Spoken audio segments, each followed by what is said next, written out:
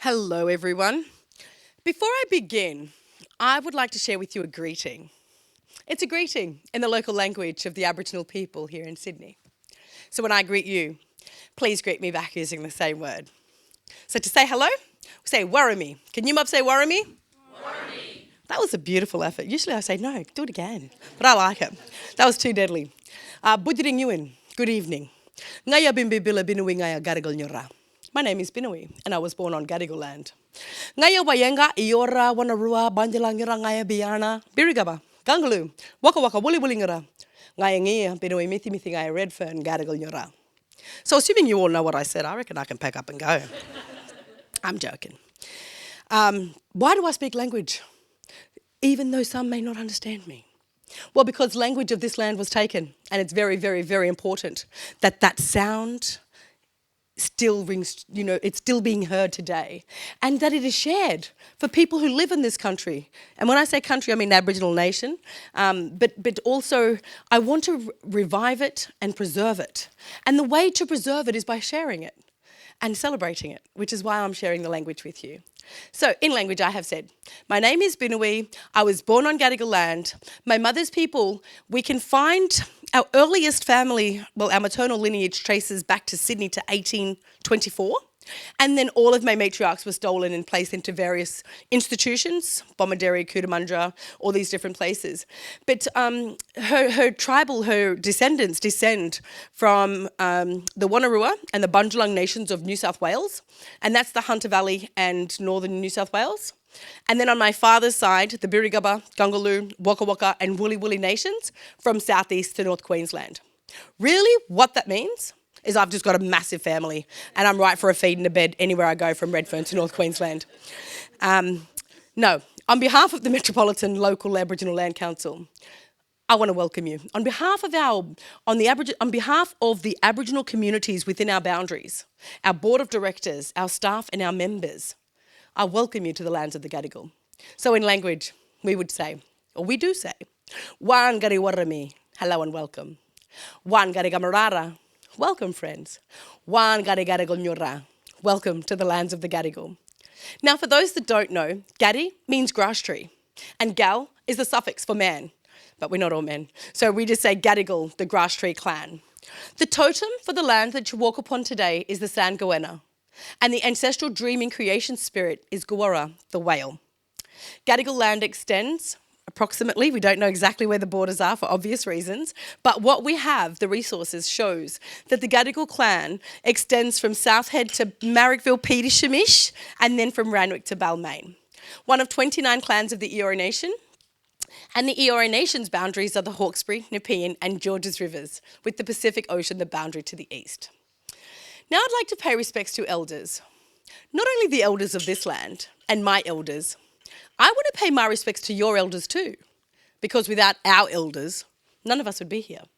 And I thank our elders for their strength, their nurture, their wisdom, and for taking care of country, so today we could thrive and call this place home. I pay my respects to all First Nations peoples, and I acknowledge our non-Indigenous brothers and sisters who walk with us. And I want to remind you, or I want to share with you that this Welcome to Country, it is an invitation to continue to walk with us, not only in the spirit of reconciliation, but in the spirit of keeping this ancient culture alive and this country strong, so we together can continue to thrive as one mob, walking side by side into the future. In closing, I want to share with you a little legacy piece from my grandmother. My grandmother also lived so much of her life. I believe I was born on a stage. As you can tell, I love it. And it was because of my grandmother. And my grandmother has very well celebrated and awarded for her contributions to performing arts, to reconciliation before it was a word, to social justice and equality, the fights for land rights and equality, all that stuff in the 60s and 70s. And my grandmother has a legacy piece called Honourable Ancestor. And it goes a little bit like this.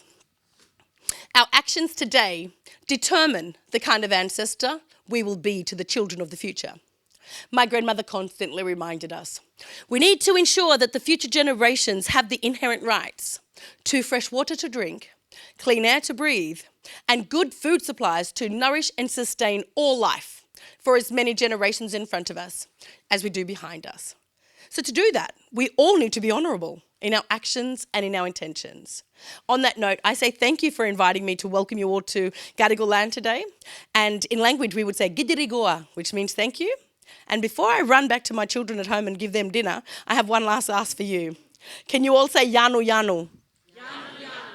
That means you want to see me again, which I hope is true. Now let me close by saying I ask the ancestors whose spirits remain with this land, I ask them to protect you, to bless you, to give you good blessings, to watch over you and your families, and to give you safe passage, ensuring you get home to your family safely. Thank you and good evening. Thank you very much.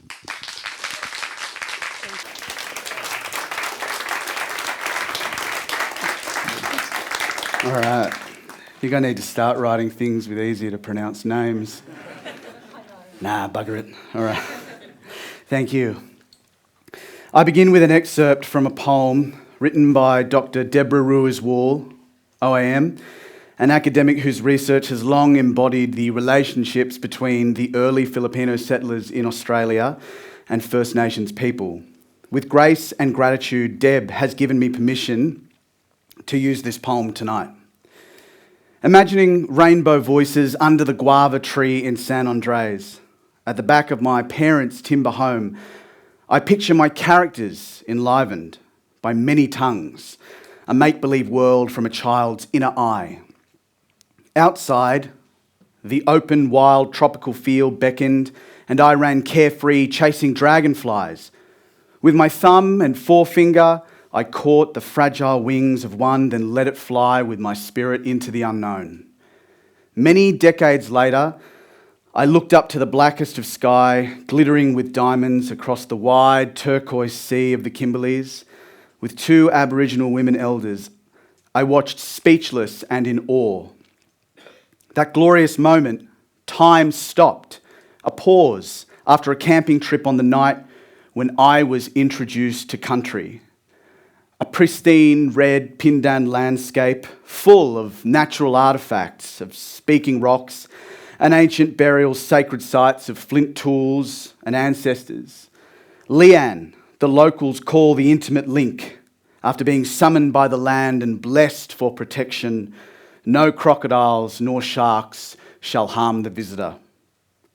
My surprise welcome to country emerged when a giant swordfish got entangled in my bait, and I was made to realise that I am on a bridge between worlds, of a fast, crazy, wound-up economic machine, an age of unbelief and an unseen paradise waiting to be unveiled. For me, Deb's poem moves between places and voices, combining Filipino urban living and Aboriginal custodianship, sweeping the landscapes of the bustling streets of San Andres and the dramatic gorges of the Kimberleys, all held together in one thread.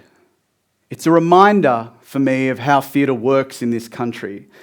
It's never neat, it's not one story, it's layered, it listens, and if you're lucky, it connects. White history dictates that English language theatre began in 1796 with convicts performing scripts on Bligh Street. But really, theatre has been here for tens of thousands of years, sung and danced into country. First Nations storytelling isn't an introduction to the Australian play, it is the Australian play, the oldest continuing one. Everything else that we have written is in conversation with that fact. Deb's poem is not just a beautiful piece of writing, it is a lens through which we can begin to understand what an Australian play can aspire to. An Australian play can be a bridge between different histories, cultures, and experiences. It allows us to step into worlds that are both intensely personal and deeply connected to collective memory. The Australian play is never neutral. It carries the weight of history, identity, and cultural conversation, while still finding room for imagination, play, and discovery. My name is Jordan Shea. I'm a writer, a Filipino-Australian, a VCA graduate, a high school English teacher, and an actor who returned to the stage after a decade's hiatus in Mel Brooks' The Producers at the Hayes Theatre. I played an unhinged playwright with extremist views. What a stretch. And this year I am the keynote speaker, tasked with understanding, not technically answering the question, what is an Australian play? All of us walk into the theatre carrying more than titles. We carry our communities, our cultures, our histories. For many of us, it's a push and pull as we toil with this fabulous art form. Walking into theatres and wondering whether we belong, whether our stories belong. Maybe an Australian play is exactly that. A constant balancing act between belonging and not belonging, between being heard and not being heard. The question, what is an Australian play, dwarfs me, sitting in my study as I spin a lazy Susan of projects that I have the privilege to wake up to pick and choose from, safely, free from fatal conflict, free from danger. At the same desk, I've sat, like so many of us, equipped with our imagination, an article, an anecdote told by someone close to us, a secret history or a public one, hoping that we come up with the goods to contribute our unique voice ourselves, our histories, and our people's histories. We hope that what we come up with will be read, considered, programmed, published, revived, toured, all the dreams that we rightfully choose to have. And here's the truth. Sometimes getting a play on in Australia can feel almost impossible. Not just writing, the getting it funded, produced, believed in. Every Australian play you've ever seen has a hidden backstory about who fought for it. The producer who went through a dozen grant rejections, the actors who rehearsed for free, the company that took a risk. That's part of what makes these work uniquely ours. The sheer effort, frustration, and persistence it takes to bring them into being. On Sunday, I fly up to the final creative development of my work at Queensland Theatre, Mulligan Young Made Us. It premieres in October. The play covers a family of three navigating 36 years of revolution. It spans Manila, Brisbane, and the digital world. The work won the Queensland Premier's Drama Award. It was described by the company, not by me, as a watershed moment for Australian theatre. The word watershed is really flattering. If my play is watershed, then a drought came before it. And that drought tells us something about how narrow our idea of an Australian play can be. What other watersheds are overdue? Whose stories are still waiting their turn? As playwrights, we rarely get the chance to sit, reflect, or even consider the meteor shower of work that undoubtedly collided into our own orbits while we were, or are, forming our own practice. It is so easy to consider the classics: Chekhov, Hansbury, Shakespeare, Cain, Churchill, Wilson, Williams, O'Neill, and so many more. All of them are worth celebrating, but none of them are responsible for the construction of an Australian play. Our own colonial history and the strands that have ensured our lenses remain deeply westernised may have presented or prevented the Australian play from being exposed to us in our most formative years. The work that landed in the DNA of my craft has been condensed for the purpose of tonight's keynote. It's a whole other speech to celebrate the long list of Australian plays that could answer the keynote question. Tonight's works I'll remember were penned by Jovic, Natsu, Shaktidaran, and Decent. My own understanding of an Australian play began just over the body of water. Seppo Natsu and Tom Lykos of Zeal Theatre had received a residency at Sydney Theatre Company. Zeal was passionate about theatre and education and was revolutionary in making confronting issues palatable to school audiences. The play that me and my Year 9 drama class saw in the dying months of the Howard era, circa 2007, was called Australia versus South Africa. Written by Steffo and Tom, the work made me and my friends understand the power and purpose of racial tensions.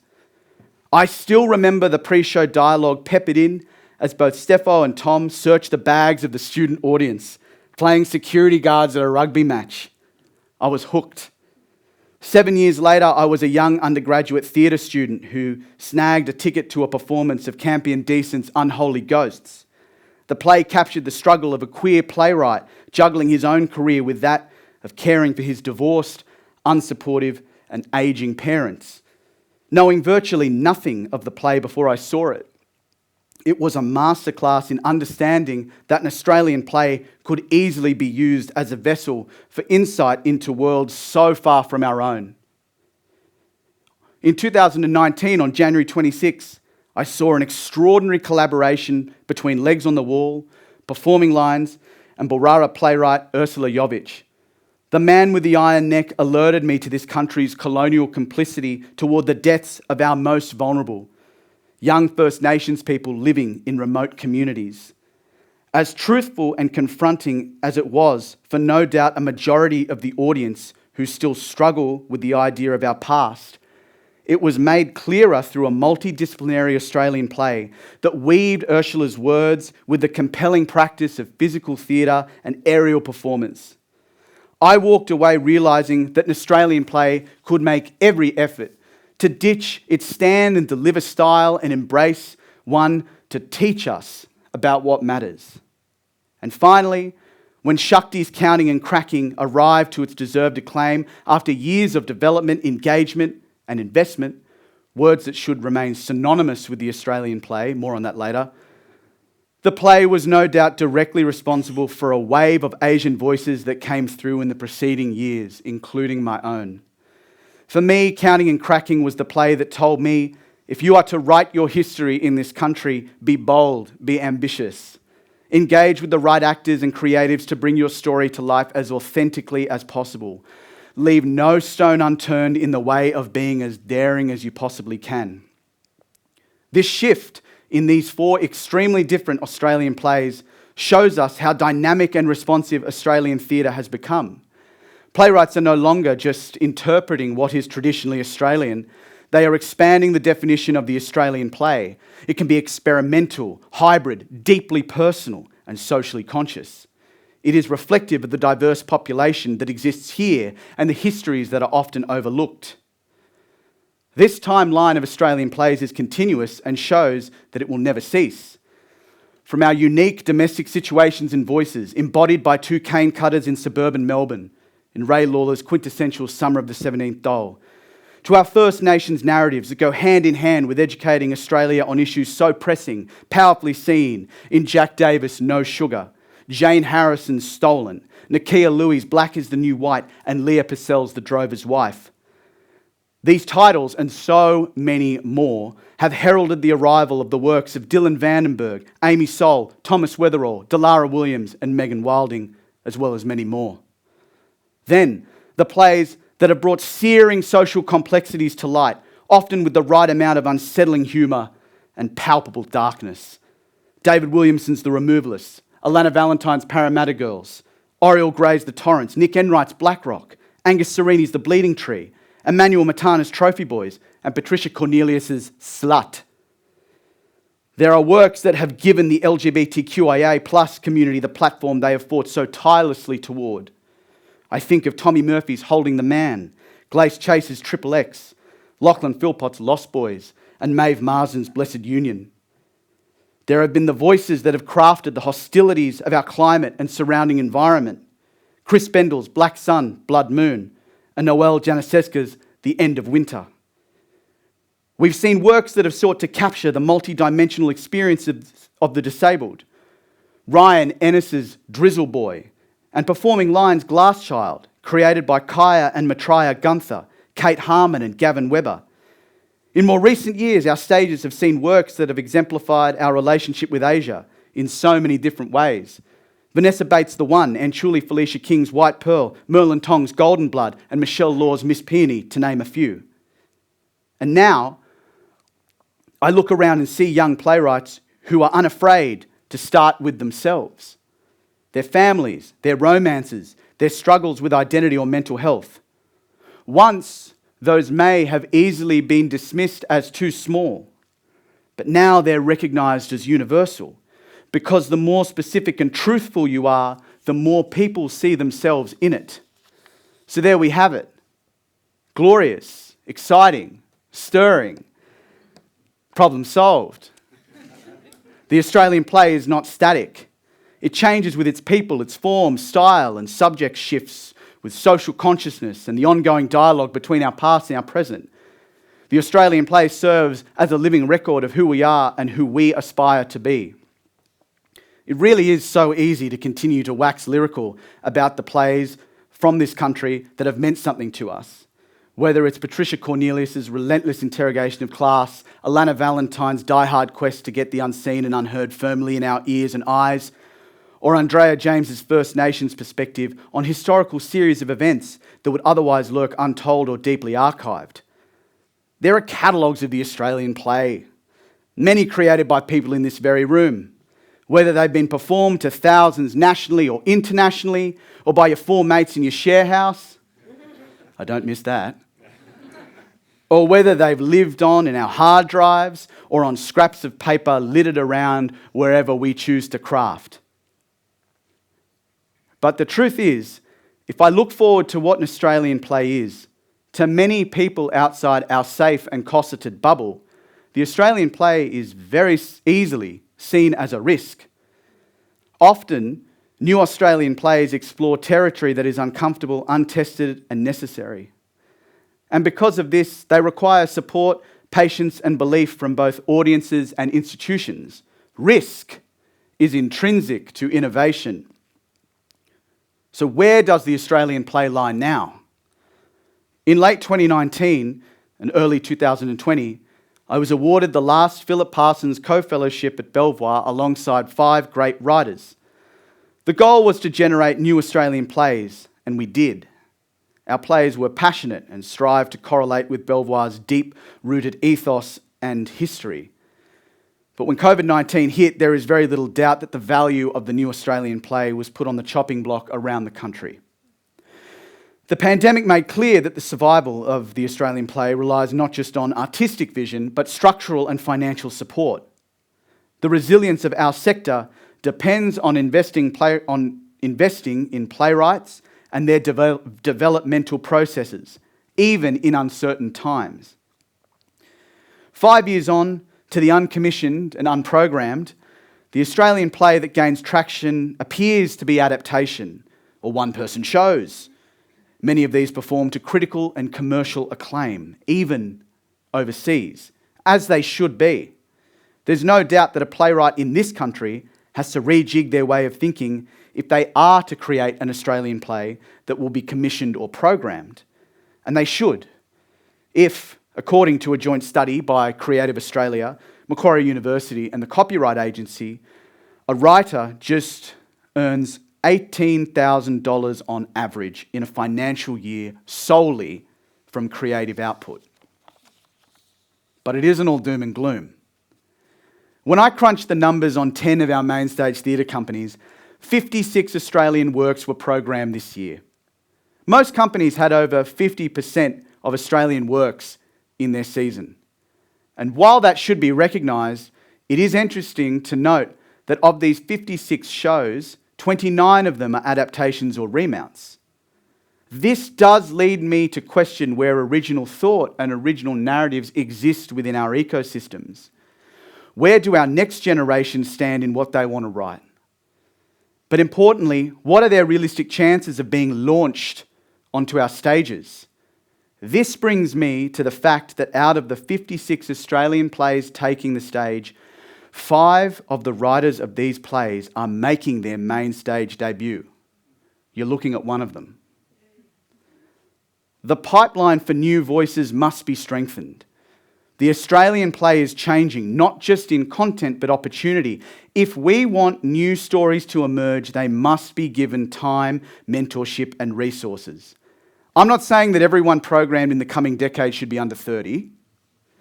I'm saying that our next generation of playwrights require a clearer pipeline to have their work developed and known to companies.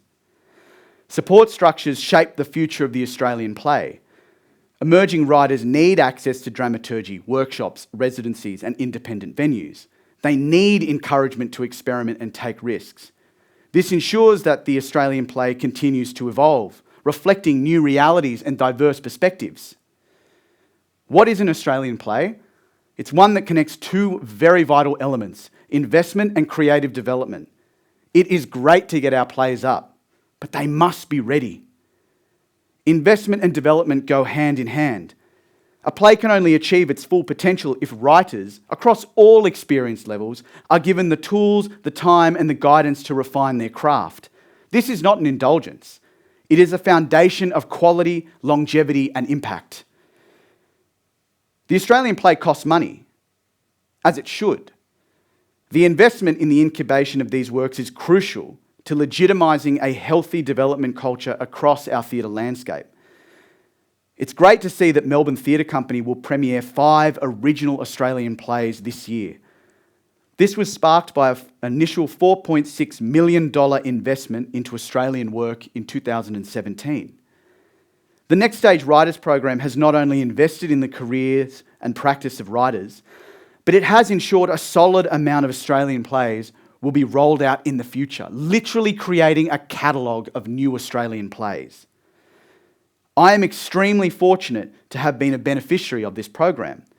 The generosity of this funding leads me to believe that rather than companies being in an endless grant cycle where they must battle the corporate jargon in order to fund projects, philanthropists should lead the way in keeping playwrights afloat. But what if you're not a beneficiary from a program like that one? What if you're green? What if you're living an hour away from a subsidised theatre? Or if you can't afford one of our 2 postgraduate courses in writing for performance, one which costs over $40,000. But still you feel the almighty pull to put finger to keyboard, pen to paper, and get a story out. What do? I have taught many of these playwrights at Shopfront Arts Co-op in Carlton, Belvoir, and at open programs in KXT. It is clear to me that they have a passion for storytelling. Many of these young playwrights are using their personal experience and stories as their debuts. This is risky as much as it is admirable and can easily equip them with big dreams. Today, Fringe. Tomorrow, first look deal with Netflix. This has led me to think that the mindset of developing a work should focus on craft rather than getting it show ready.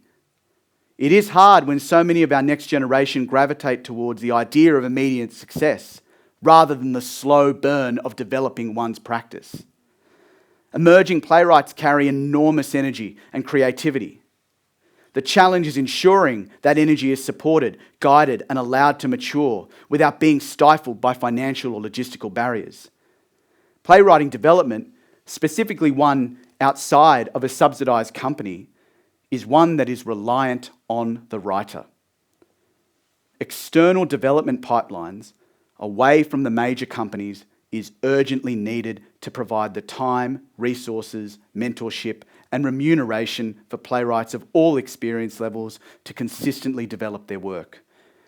When Australian Plays Transform, our national playwriting development body, lost their multi-year funding in 2018, this idea of investing in a playwright, developing their work, and even dangling that elusive title of career quickly disintegrated.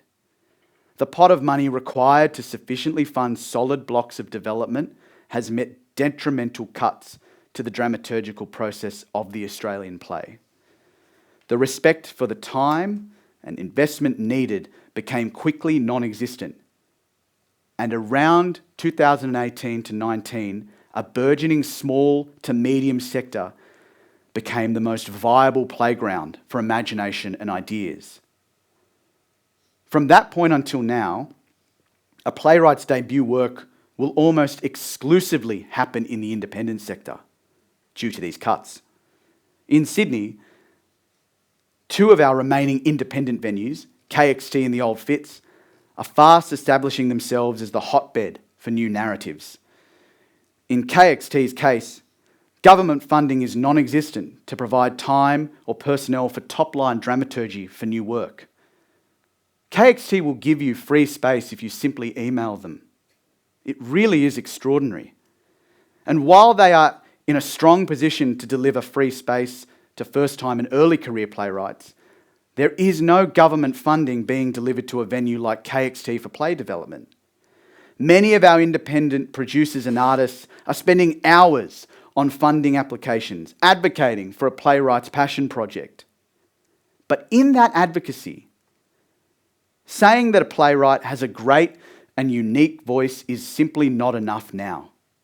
It must hit targets, KPIs, and engage with members of one or more community. So rather than the ideal of art for art's sake, funding for new Australian work now has to be justified via other parameters, inevitably reducing the funds available for investing in rigorous artistic development. I mean, how extraordinary would it be if there was a realistic amount of funding to pair up our most emerging writers with some of the finest theatre minds this country has to offer, because we have so many.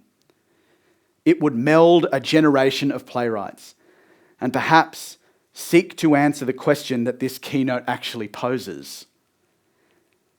Personally, I like to believe there is no such thing as the old guard or the new guard. For me, there are simply generations of playwrights that would benefit off each other tenfold. Mentorship, sustained development, and intergenerational collaboration are central to shaping the future of Australian theatre. These ideas ensure the craft is honed, the stories are authentic, and the voices are empowered. If we care about what an Australian play is, we begin to understand that an Australian play holds a degree of power to go beyond the walls of a theatre, to enter into the public consciousness, even to land squarely and firmly on our school syllabus. The Australian play is a cultural touchstone. It teaches empathy, challenges assumptions, and affirms identities. Its influence extends beyond performance. It shapes the conversations you have, education, and social awareness. An Australian play is not a gamble, but it's a responsibility. It rewards audiences by expanding their horizons and affirming the value of our stories. If it is our collective responsibility to create an Australian play, it is the powers that be across so-called Australia that hold the responsibility to support it, to get it in front of an audience, particularly those that need to see themselves and their communities on stage. An Australian play will have a longer life if we are to champion its writer's voice, to keep their emails answered, their ideas listened to, and their possibilities open. An Australian play should not remain an idea, ever, held by creative nerves and funding anxiety. It should be a clear reality. It should be original, unheard, unseen, and because of these reasons, should be heard and seen. It excites me what the future holds as we fight to capture stories that are relevant, authentic, and dare I say, profitable.